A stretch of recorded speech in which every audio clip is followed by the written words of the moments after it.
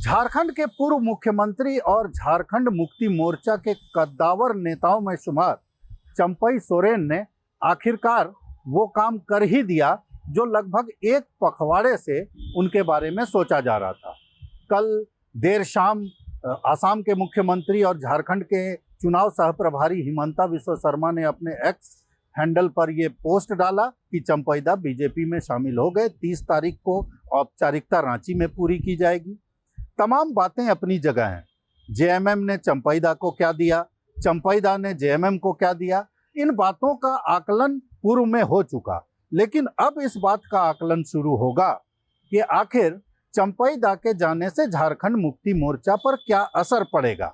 तो हमारे साथ इस मामले में सबसे बड़ी बात यह है कि झारखंड मुक्ति मोर्चा का सामान्य नेता कुछ कह भी नहीं सकता है। चंपईदा का कद इतना बड़ा रहा है कि सामान्य आदमी कुछ कह नहीं सकता है पार्टी का।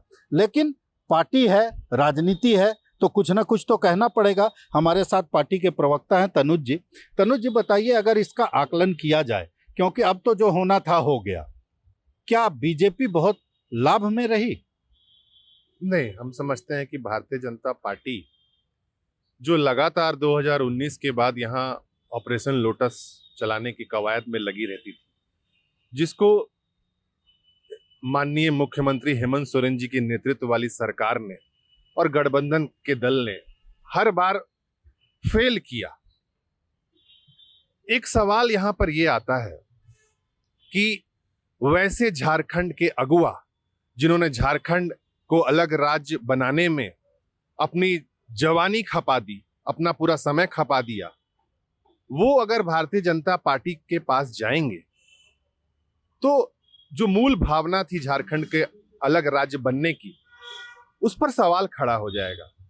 क्योंकि एक तरफ उन्हीं लोगों से, उन्हीं तनुज जी, सवाल तो खड़ा अब हो गया। अब तो ये देखना है कि चुनाव से ऐन पहले बीजेपी ने अपने प्रयास से किया या आप लोगों ने चंपईदा को उस जगह पहुंचा दिया। ये तमाम बातों का आकलन जो है दोनों पार्टियां अपने अपने हिसाब से करेंगी। लेकिन हम लोगों को जो दिखाई दे रहा है कि बीजेपी ने एक कद्दावर जेएमएम के नेता को तोड़ लिया।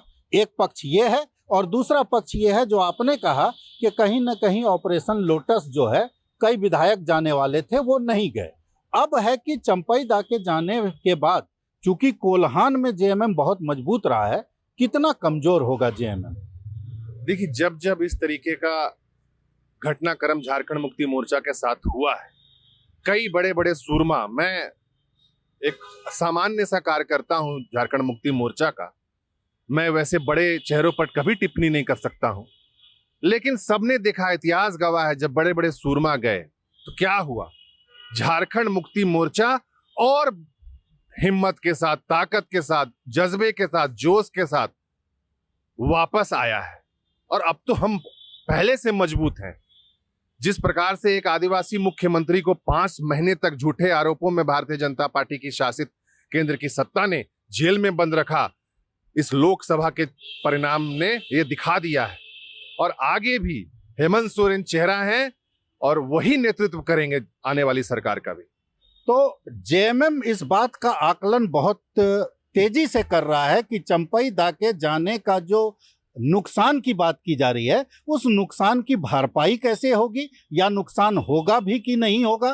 क्योंकि कोल्हान में झारखंड मुक्ति मोर्चा का दबदबा है और शायद यही दबदबा था कि मौका मिलते ही बीजेपी ने इस मौके को लपक लिया। अब बहुत देखना दिलचस्प होगा कि चुनाव में इस सब बातों का कितना असर हो पाता है। भारत एक्सप्रेस के लिए कैमरामैन धर्मेंद्र के साथ मधुकर आनंद, रांची।